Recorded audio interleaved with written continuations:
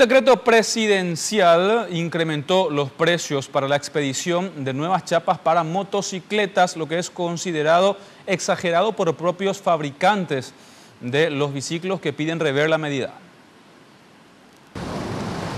Los conductores de motocicletas consideran injusto el aumento. Sin embargo, otros entienden que podría ayudar a desalentar la compra masiva de biciclos y por ende disminuirían los accidentes de tránsito. Para mí ya es mucho, ¿verdad? Casi el 50% lo sube, ¿verdad? La verdad que sí, es mucho ya. Justamente yo en aquel momento no pude luego quitar tampoco eso porque me parecía ya mucho y ahora mucho menos. Y ahora van a triplicar prácticamente el Y precio. sí, peor todavía. Para reducir también el tema del acceso fácil a la gente, a cualquier persona. No demasiado exagerado ya, porque encima ya tú comprar y después que te hagan eso, ya es el colmo ya. A partir de ahora el precio de la chapa para las motos ya no cuestan 38.000 guaraníes, sino 129.000. Esta es la nueva actualización de precios. Chapa de motos, 38.860 guaraníes. Ahora costará 129.533. Cédula de moto, 12.953 guaraníes. Ahora costará 43.178.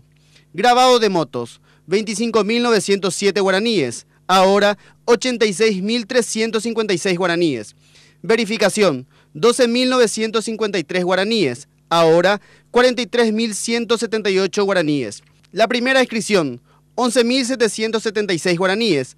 Ahora costará 39.253 guaraníes. Si antes usted pagaba 141.702 guaraníes, ahora terminará pagando 380.253 guaraníes. La Cámara Paraguaya de Motociclistas y Automotores rechaza este decreto al que califican de radical y fuera de la realidad del mercado.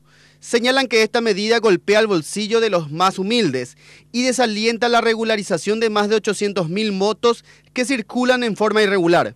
Cuestionan además que no se explique el destino que darán a lo recaudado. Nosotros cuestionamos el origen del aumento y el destino del dinero.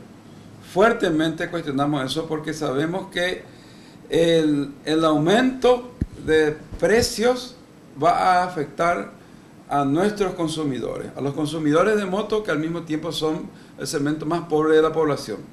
Esto no busca desestimular el consumo de motos, lo que busca es recaudar a más metiéndole la mano en el bolsillo al pobre.